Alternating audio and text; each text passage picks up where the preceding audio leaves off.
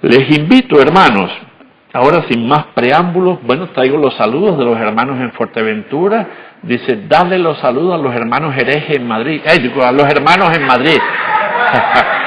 A los hermanos en Madrid. Reciban el fuerte abrazo de todos los hermanos allá. Y esta tarde, pues, en la voluntad del Señor, terminando aquí, comer un poquito, viajamos para Sevilla para ver a nuestros hijos, a nuestros nietos.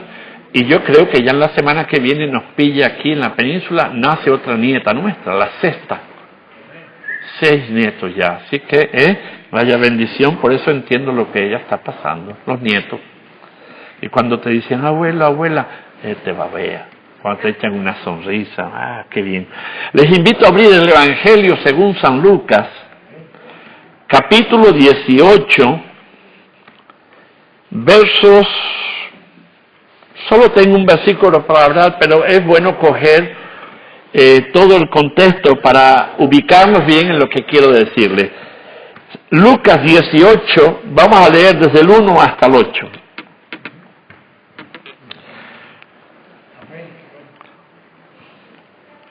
Evangelio según San Lucas, capítulo 18, verso 8. O del 1 al 8, y me voy a centrar en el 8. Y lo he titulado El ayer y el hoy del cristiano. Dice en el verso 1, también les refirió Jesús una parábola sobre la necesidad de orar siempre y no desmayar, diciendo, había en una ciudad un juez que ni temía a Dios ni respetaba a hombre. Había también en aquella ciudad una viuda, la cual venía a él diciendo, hazme justicia de mi adversario. Y él no quiso por algún tiempo, pero después de esto dijo dentro de sí, aunque ni temo a Dios, ni tengo respeto a hombres, sin embargo, porque esta viuda me es molesta, le haré justicia, no sea que viniendo de continuo me agote la paciencia. Y dijo el Señor, oíd lo que dijo el juez injusto. ¿Y acaso Dios no hará justicia a sus escogidos que claman a Él día y noche? ¿Se tardará en responderles? Os digo que pronto les hará justicia.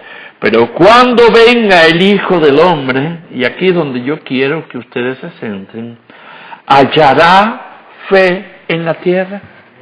Esta última frase es para desglosarla y poder trabajar sobre ella de cuál es nuestra condición para la gran comisión a la que estamos llamados. Mire, en la historia del cristianismo, ya no voy a hablar de la historia del pueblo judío, que sería muy extensa, pero la historia del cristianismo desde el primer siglo hasta nuestro tiempo, han entrado en la congregación cientos de hombres y de mujeres en toda la faz de la tierra. Y no todos vienen con la misma condición ni el mismo deseo. Algunos han escuchado un evangelio sencillo, un evangelio fácil, de medias verdades con medias mentiras, ven que todo te va a ir bien, ven que Dios te va a dar la provisión, ven que... Y no se les dice la segunda parte, ese proceso de maduración, que es complicado y que necesita por nuestra parte un esfuerzo continuo de procurar hacer la voluntad de Dios, procurar escuchar la palabra de Dios, procurar oír el silbido apacible del Espíritu para que nos instruya en cómo, cuándo y en qué manera tenemos que hacer las cosas. Bueno, no todos tienen esa sensibilidad, pero no es porque Dios no quiera. Depende de cada uno de nosotros el escuchar o no, el actuar o no, el tener voluntad o no, depende de cada uno de nosotros. Si hablamos de la iglesia en el primer siglo, hermanos, cuando los apóstoles empezaron a trabajar, tuvieron muchísimos conflictos por el politeísmo, del cual venían muchas personas, por los que venían del judaísmo porque no se olvidaban de la ley y querían imponer parte de la ley dentro del cristianismo. Oiga, tenemos que olvidarnos de los mandamientos. No, yo no estoy hablando de olvidarnos de los mandamientos. Estoy hablando de la libertad con la que Cristo nos hizo libre y nos caracteriza. Esa libertad debe ser expresada en acción de gratitud, en movimiento, no en pasividad. En ir, cumplir, no sabemos cómo. Creo que en otras ocasiones les he dicho, como dice el poeta, caminante no hay camino, se hace camino al andar.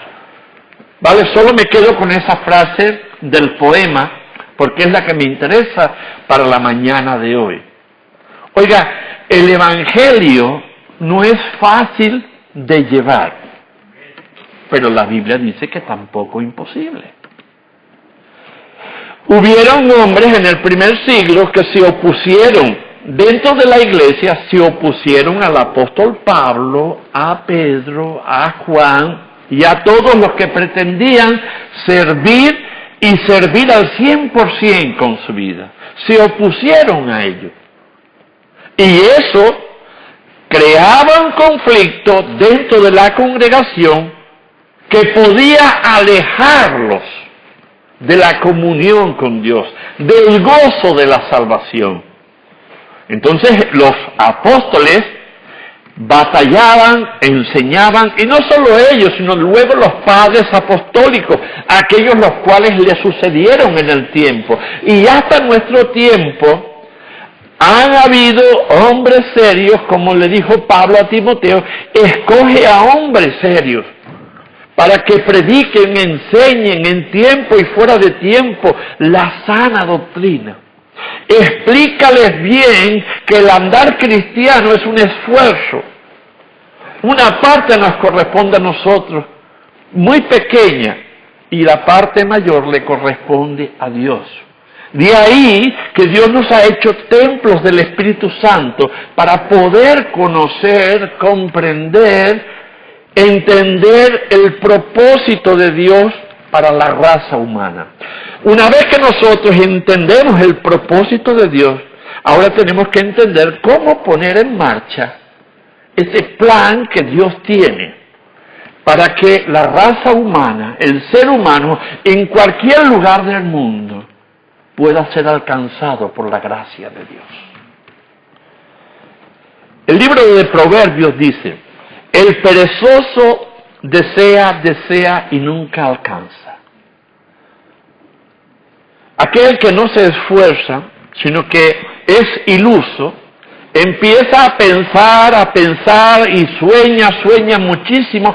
Pues me gustaría tener un buen coche, me gustaría tener una buena casa, me gustaría, pero oiga, el hombre no se levanta del sofá.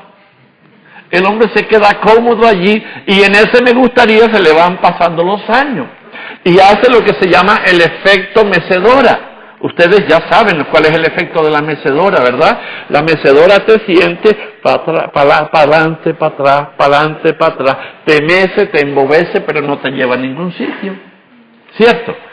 Bueno, pues justamente el perezoso le pasa eso. Se queda el hombre postrado en su postura y no se mueve, es conformista con lo poco que hay y no se preocupa de lo más. Es su mundo y después su mundo y lo que sobra para su mundo, pero no mira hacia el mundo exterior para el cual hemos sido llamados para ser enviados. ¿Sabe? Cuando yo digo que la gran comisión es para toda la iglesia, hay hermanos que dicen y se oponen a eso, dicen, ese es un gran peso para la iglesia. Dios no está poniendo ese peso sobre la iglesia. Oiga, si no lo hacemos nosotros, ¿quién lo hace?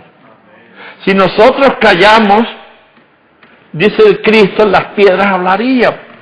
Si ese peso no está en nuestras conciencias, el sentir misericordia, la misma que Dios ha sentido hacia nosotros, sentirla nosotros hacia los demás, hacer empatía, poderlos acercar a la gracia, mostrarles que hay un Dios que vino, se humanó, llevó sobre sí la maldición y ahora vive y reina para siempre en las mansiones celestiales. Pero oiga, aquello no es un lugar donde usted va a tener 2 salas y usted va a estar revoloteando.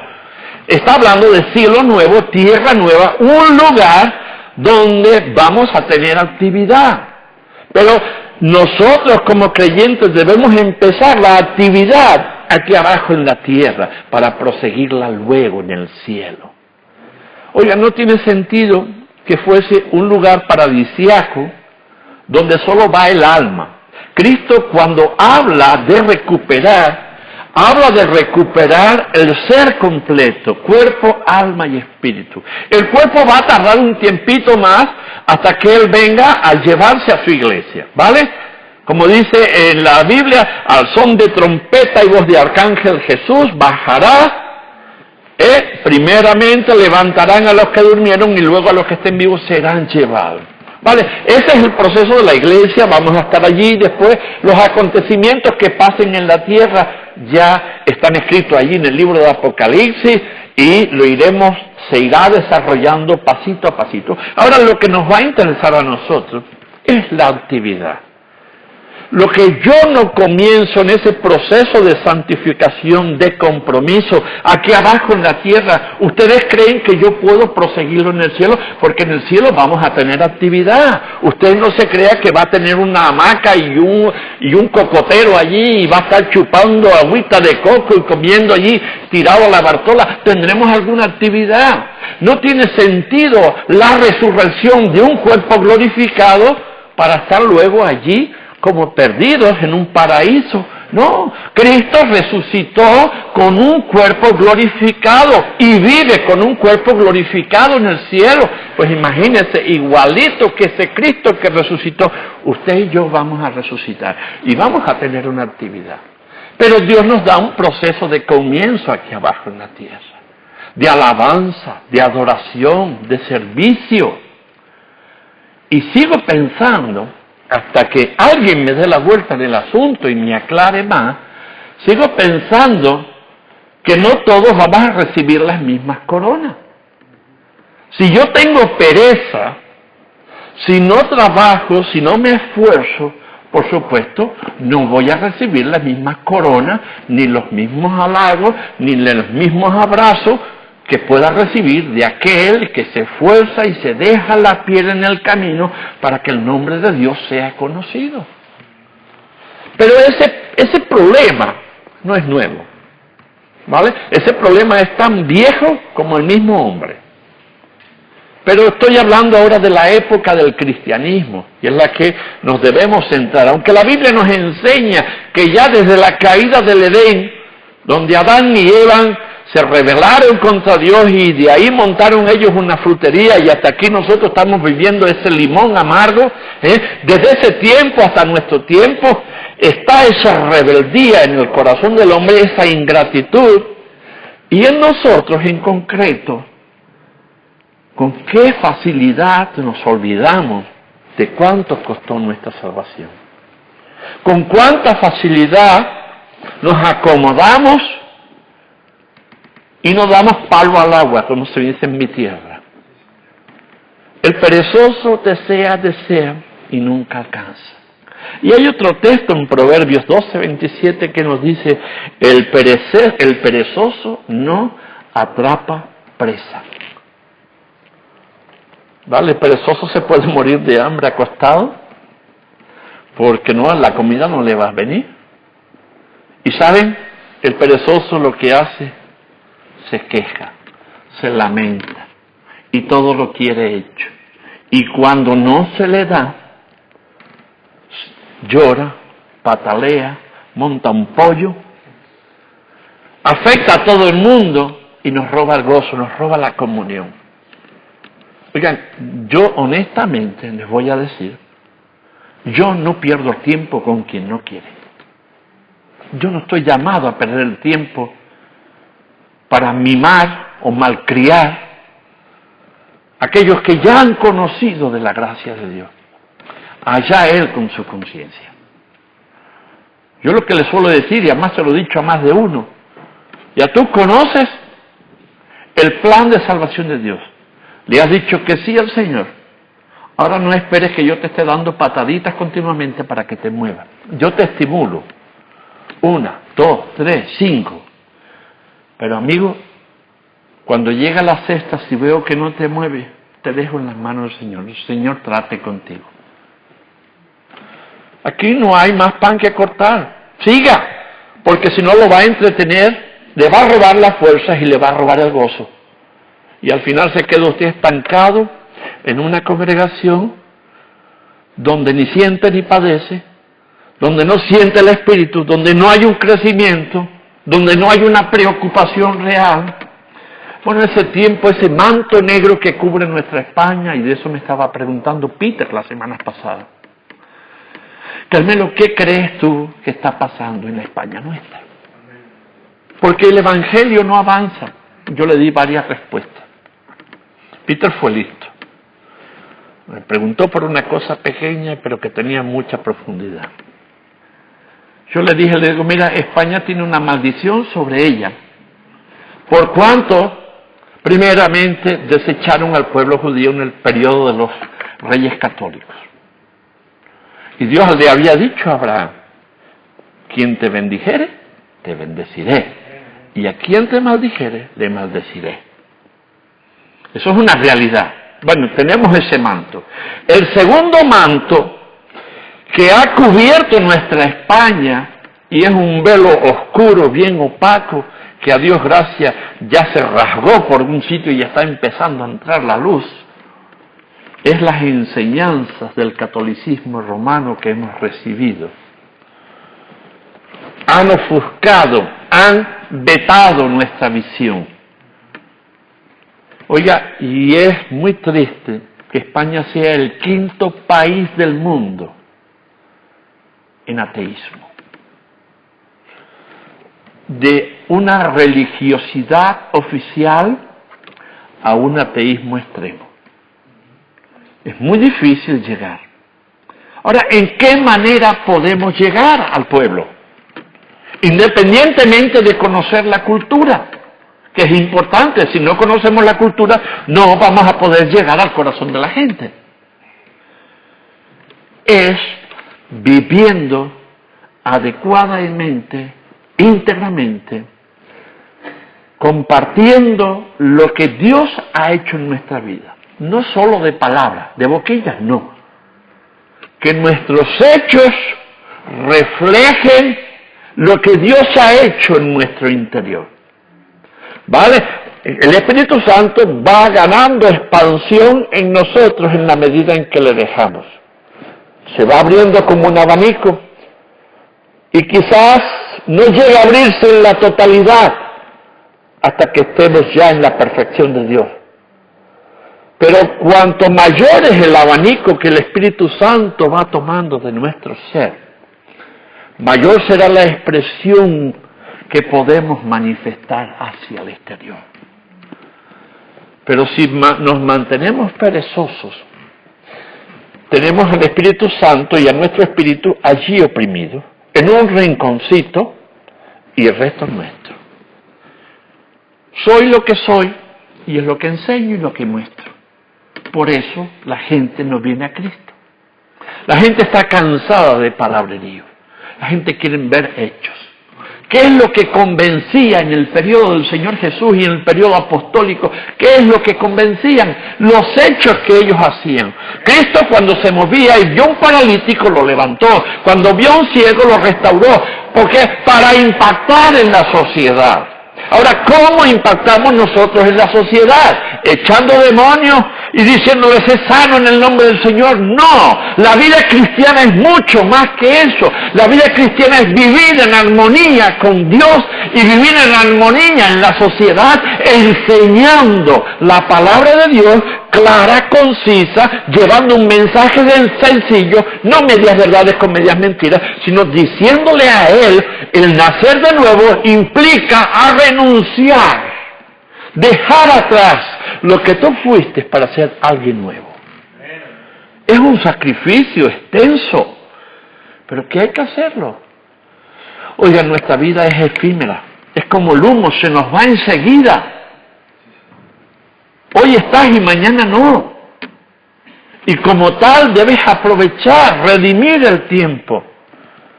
Hay un himno muy antiguo que dice, "He de ir sin ningún fruto que presente a mi Señor. ¿Cómo voy a ir con las manos vacías o con hojarasca?" El oro que nosotros podemos llevar es nuestro buen servicio, claro servicio, que honre, alabe y glorifique a Dios. No el servicio que a mí me parece. Bueno, vengo a la iglesia, ocupo, hago 4 cositas y ya me justifico.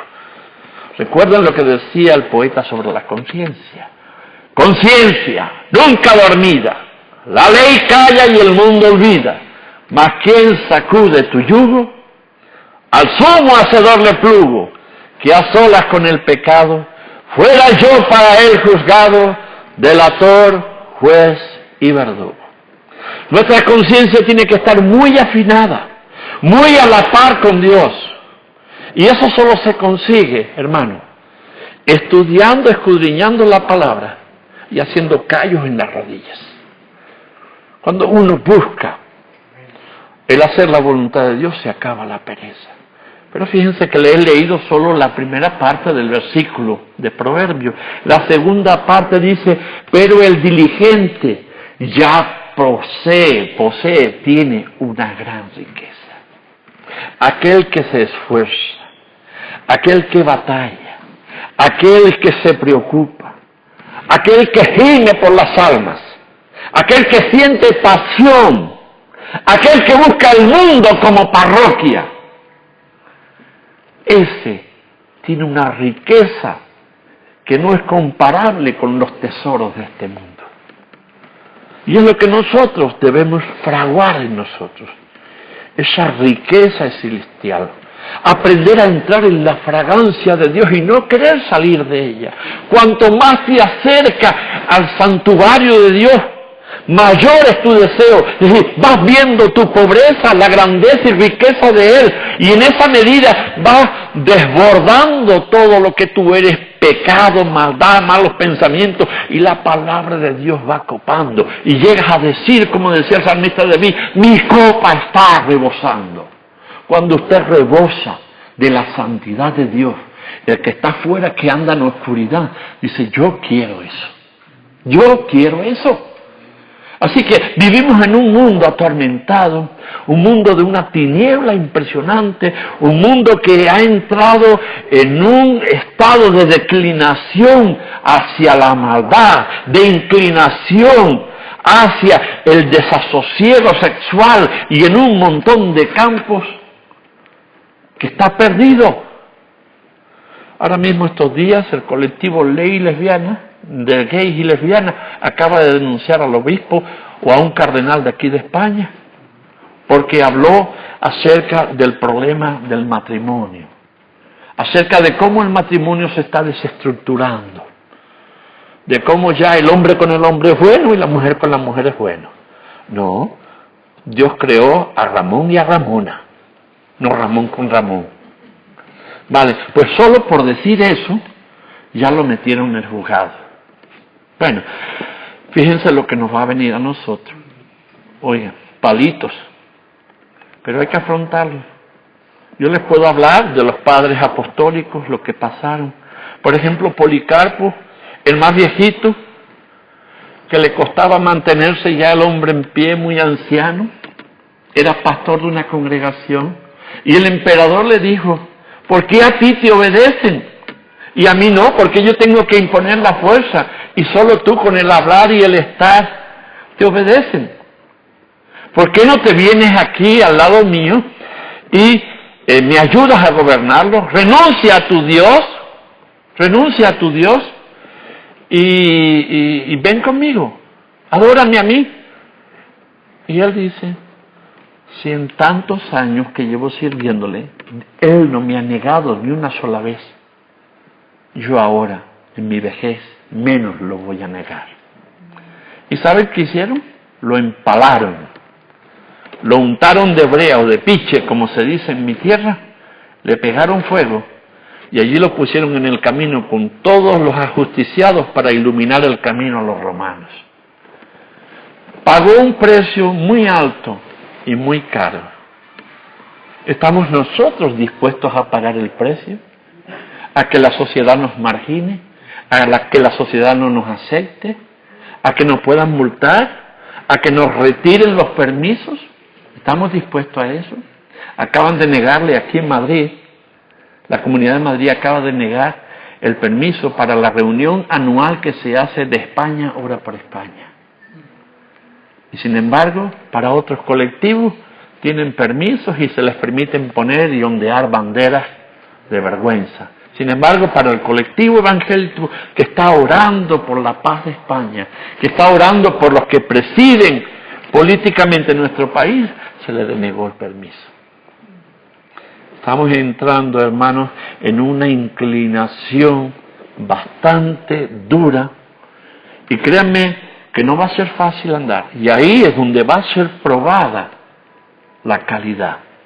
Veremos si las iglesias mantienen su estatus y su posición. Ahí es donde se va a saber a qué Dios está sirviendo. Vivimos una época de gran confusión. El hombre vive desorientado, perdido y sin deseos de cambiar. Pero hay que forzarlos a cambiar. Y solo podemos forzarlos no saliendo a la calle con la Biblia en las manos. No, la Biblia tiene que estar aquí. Tienen que producir un cambio en nosotros. Y ese cambio tienen que verlos ellos. Yo quiero ese Dios que tú tienes. Eso fue lo que mi padre decía en sus últimos momentos. Yo quiero ese Dios que tú tienes. Le costó mucho tiempo, pero lo consiguió. El cristianismo vive despreocupado, viviendo su vida con principios filosóficos. Nos debatimos en cuestiones de teologías y filosofía, y qué opina este pastor, y qué opina del otro, y que si arrancamos una nueva corriente para darle ánimo a la iglesia, y nos estamos olvidando que la palabra es muy sencillita, que la palabra es nuestro alimento, que debemos escudriñarla para crecer, orar la palabra, compartir con Dios lo que Él mismo me está enseñando. Qué sencillo. El deseo y la voluntad de Dios es que seamos luz y claros en medio de tanta confusión. No tiene que hacer usted nada especial, solo vivir como Dios le pide, honestamente, honradamente. A lo blanco dígale blanco y a lo negro dígale negro. Y si su hermano no está de acuerdo, allá él. Usted tiene que estar acorde con Dios. Cada uno dará cuenta de sí mismo, dice la Biblia. Yo pregunto, ¿qué estás haciendo? ¿Estás estancado en la pereza o estás involucrado en el reino de Dios, cumpliendo la gran comisión, la que has sido tú encomendado? La fe viene por el oír, hermano. No por el decirles los versículos a las personas, que eso está bien. Cuando la palabra de Dios entra en mí, me remueve y me ayuda a expulsar, me ayuda a cambiar. Eso es lo que ellos quieren ver. Esa transformación en mí es la que ellos quieren experimentar. Están cansados.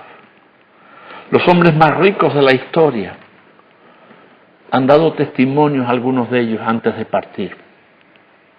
Y algunos han dicho que tenían de todo, no les faltaba de nada, y habían probado lo habido y por haber.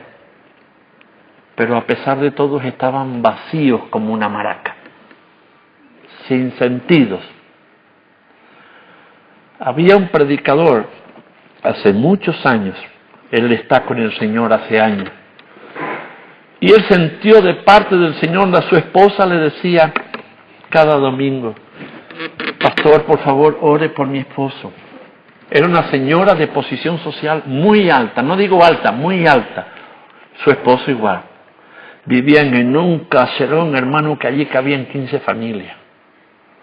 A todo lujo, a toda pastilla. Y él estaba muy bien.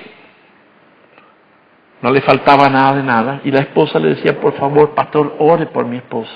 Ah, muy bien, voy a orar por su esposo. Y una noche ya tenía el hombre el pijama puesto, se iba a meter en la cama, se metió. Pero estaba intranquilo. Estaba como la gallina sin nidad, que no sabe dónde ponerse para poner el huevo. Igual estaba inquieto. Bueno, hasta que logró dormirse. Pero en el sueño se despierta y él oía una voz, vete a casa de fulano de tal. Ah, Satanás ya está jugando conmigo, no me dejas descansar. Vete a casa de fulano de tal. No hizo caso. Se viró para el otro lado y siguió durmiendo. Al ratito vuelve otra vez a sentirse estremecido y dice, levántate hombre, vete a casa de fulano de tal. Ah, y otra vez la misma, se volvió y se dio, la tercera llegó la vencida. Sintió, dice, bueno, vale, me voy a ir. El hombre no se puso ni pantalón, se fue con el pijama y se echó la bata encima y se metió en su coche de mal humor y dice, bueno, y cuando toque la puerta, ¿qué le voy a decir? ¿Para qué me traes aquí? Bueno, él obedeció. Llegó a la puerta de la casa de este hombre, que era el esposo de esta señora que le había dicho en muchas ocasiones, ore por mi esposo, y toca así, flojito, dice, aquí no hay nadie, ya me puedo ir. Cuando se iba, dice el Espíritu, dice, vuelve a tocar, más fuerte. Aquí no hay nadie, pum, y se iba. Otra vez, la tercera llega la vencida, toca más fuerte, hombre, tan, tan, tan. Y en esta tercera vez sale el dueño de la casa con su bata, los ojos medio pegados. Le dice, oh pastor, ¿qué hace aquí? Dice, mire, yo no sé lo que vengo a hacer aquí, pero llevo toda una noche batallando, porque el Señor quería que viniese aquí y le tocase, pero no sé la causa. Dice, pase, pastor. Y cuando entraron en el despacho, cerró las puertas, y había una nota manuscrita a mano encima del escritorio, y una pistola encima del manuscrito. Y le dice, pastor, la primera vez yo lo oí, la segunda vez yo lo oí, y la tercera vez yo no quería que mi esposa lo oyera. Por eso me levanté y fui a ver qué quería. Dice, aquí tenía la pistola, metida en la boca cuando usted insistía, a punto de darme un tiro. Entonces el pastor pudo aprovechar el momento y traerlo a Cristo. Hermanos, la insistencia nuestra, el persistir como hizo la viuda, para llevar un mensaje de esperanza, hay que hacerlo. Nunca sabemos dónde va a saltar la liebre. Nunca sabemos dónde está la necesidad. Por ello el Espíritu nos guía, cuando somos sensibles nos guía al lugar. ¿Cómo vas a hacerlo? No sabe. Por eso dije en un principio, caminante no hay camino, se hace camino al andar. Póngase en marcha. ¿Cómo se van a hacer las cosas? No se preocupe. El primer paso que Dios le dice, póngase en marcha. Cuando nosotros teníamos la emisora de radio en casa, comenzamos un ministerio y radiábamos 8 horas diarias. Y yo pues no sabía cómo hacerlo. Yo conozco de técnica, conozco de electrónica. Era capaz de reparar los equipos, montarlos, ponerlos en funcionamiento, pero me faltaba la técnica de cómo radiar y cómo preparar. Y llamé a un hermano que se llama Mariano González. Él estaba en Costa Rica, bueno, no sé, sé que una parte de Centroamérica, y después pasó a Norteamérica. Yo lo llamé, hermano Mariano, le escribí, necesito material para comenzar este ministerio radial. Y la contestación de él fue muy breve, póngase en marcha. Pues bueno, igual no me entendió, le voy a escribir otra vez. Hermano Mariano, necesito material porque voy a comenzar el ministerio radial y no tengo material preparado. Y la segunda vez me contesta, póngase en marcha. Yo le dije a mi esposa, ¿este hombre es tonto o es tonto? Y justamente cuando esa segunda vez lo dije, suena el teléfono. Lo cojo y dice, hermano Carmelo, sí, soy el hermano Mariano González. Usted pensará que yo soy tonto. Ah, bueno, pues sí lo pensé, hermano. Dice, no. A ver, hermano, ¿usted tiene una Biblia? Sí. ¿Usted sabe hablar? Bueno, me defiendo. Bueno, pues entonces empiece con la Biblia, preparando devocionales y déjelos grabados. y vaya a hacer su trabajo y déjelo que eso vaya funcionando él solo. Digo, bueno, me dio la idea. Fíjense, de no saber nada a una orientación. Luego ya me surtió durante años, me surtió de material para poder hacer una programación diaria. Yo estaba trabajando en el hospital y mi esposa era entre la cocina y el estudio. Iba corriendo, en la cocina estaba todo bien, al estudio. Ahora en esta hora toca este programa de, ¿cómo era? De Mariano González, no recuerdo. En esto pensar, de Filipenses, se titulaba así. Y cuando no, era otro programa y otro. Me iban llegando programas de todas partes de Estados Unidos. Y no me cobraban un duro, me ayudaban. Sin embargo, los compraban en España y me sangraban. Sí, los programas aquí en España me sangraban. No, es que tenemos que costear. Digo, hombre, ayúdeme que estoy empezando de cero. Y dice, esto es lo que hay. Vale. Bueno, así estuvimos unos años. Pero para que ustedes vean, entonces comprendí el mensaje del poema, caminante no hay camino, se hace camino al andar. Póngase en marcha, ¿cómo van a salir las cosas? Y el resultado, déjelo en las manos de Dios. Él tiene mayor interés que nosotros que las cosas funcionen. Entonces, dejemos la pereza a un lado, pongámonos en marcha. Oiga, una sonrisa solamente a alguien que esté pasando al lado nuestro, o a alguien con el que tratamos. Una sonrisa puede salvar una vida. El mundo vive angustiado, vive apenado. Usted siéntese en un parque, en una avenida general, y tenga la delicadeza de observar las caras de la gente. El que no va con la música va en su mundo, el que no va serio, el que no va amargo, el que no... Oye, ve pocos rostros alegres. Usted se fija, entonces, cuando usted va a un sitio y dice, hola, buenos días, una sonrisa, algo que le anime a una persona. Eso engancha, una sonrisa a una persona que está en un momento crítico. Eso engancha. Nosotros no sabemos dónde va a saltar la liebre, Dios sí. Y Dios nos da posibilidades y cualidades para hacerlo. Y concluyo, porque ustedes están cansados, yo también. Voy concluyendo. ¿Cómo creerán si no hay quien les predique? Si el apóstol Pablo, en la carta a los romanos, él le habla y le dice, si ustedes callan, hermano, ¿cómo van a conocer los demás? Un mensaje con tanta urgencia, en un mundo donde el suicidio ha avanzado de una forma a pasos agigantados, donde el hombre vive en una espiral de desesperación, donde la angustia es el pan de cada día y no hay un momento de sosiego. ¿Cómo creerán si no hay quien les predique? Sea persistente como fue la viuda. Obtenga de Dios el saber y practíquelo, porque esa práctica es lo que va a traer las almas a los pies de Cristo. Debemos creer el mensaje de Dios para que nos transforme. Nuestra transformación nos impulsa a predicar y tener misericordia por las almas. No estamos llamados a estar de brazos cruzados y menos a impedir o ser tropiezo para que los demás obedezcan al Señor. Si tú no estás dispuesto a obedecer, nadie te puede poner una pistola en el pecho ni recriminarte. Pero tampoco vengas a molestar al que quiera hacer. Las piedras, cuando vas caminando, le vas dando pataditas. ¿Vale? Hay alguna piedra que si le das una patada más grande de lo que es, te puede coñar los dedos.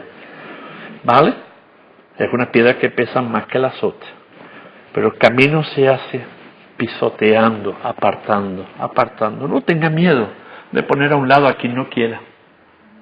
Vaya él con el Señor. Usted siga en la obediencia. Porque Él no va a venir el día en que usted esté sentado al ladito del Señor y Él te pregunte, oh Moreno, ¿qué hiciste? Ah, no, Señor, que no pude porque mi hermano no me dejaba ni me ayudaba. No, yo no estaba, yo a él le dije una cosa, a ti te dije otra. A ti te hice yo un llamamiento, no esperes por él. Tú debes comenzar.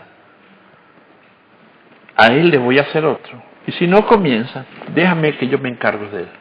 Pero tú tienes que hacer la parte que yo te he dicho. Ponte en marcha. Empieza a caminar. En esa obediencia es como ha llegado el Evangelio a nuestras vidas. Muchos han dejado sus hogares, su familia, su comodidad, para que hoy nosotros podamos disfrutar de una salvación eterna. Haz lo mismo por los demás. No hace falta que te vayas a Cancún ni te vayas a otro lugar. Aquí en España y en el lugar donde vives, multicultural. Llévales el Evangelio con todos los que te rocen. Hay cosas que no te gustarán de lo que hacen, pero Dios no te llama a juzgarlos, Dios te llama a amarlos. Y por amor a Él, dales a todos los demás. Predica para que hallen la fe. Esfuérzate en hacer tu parte. Evita ser un obstáculo. Apártate si no estás dispuesto, ya darás cuenta a Dios. Y por último, pídele a Dios que te ayude a ser optimista y no pesimista. La persona pesimista es apesadumbrada, esta de que, ay, bueno, pues ahora no, usted no quiere. Acarree con su carga, pero no me eche su peso a mí. Yo voy a hacer lo que Dios me manda. Y es a lo que les estimulo. Hagan su parte. Obedezcan a Dios. Es la única solución de alcanzar una paz duradera, continua. El perezoso no tiene paz. El perezoso está adormilado al lado de la planta de la morfina. Tiene una zumbadera encima. Está y no está flotando. Pero va a llegar un momento en que tenga que poner los pies en la tierra y ya se le ha ido el tiempo. ¿He de ir sin ningún fruto que presente a mi Señor? Vamos a cerrar nuestros ojos y vamos a despedir esta parte dándole gracias al Señor. Señor, te damos gracias porque eres bueno, porque para siempre es tu misericordia. Te damos gracias porque nos conduce, nos guía, nos llevas. Y Señor, haces de nosotros siervos útiles. Bendice la vida de cada uno de mis hermanos. Estimúlalos, oh Espíritu, para que ellos anden conforme a tu voluntad y no conforme a su corazón. Que su corazón sea conforme a ti. Despídenos en esta tarde, mañana tarde, en el nombre de Jesús. Amén.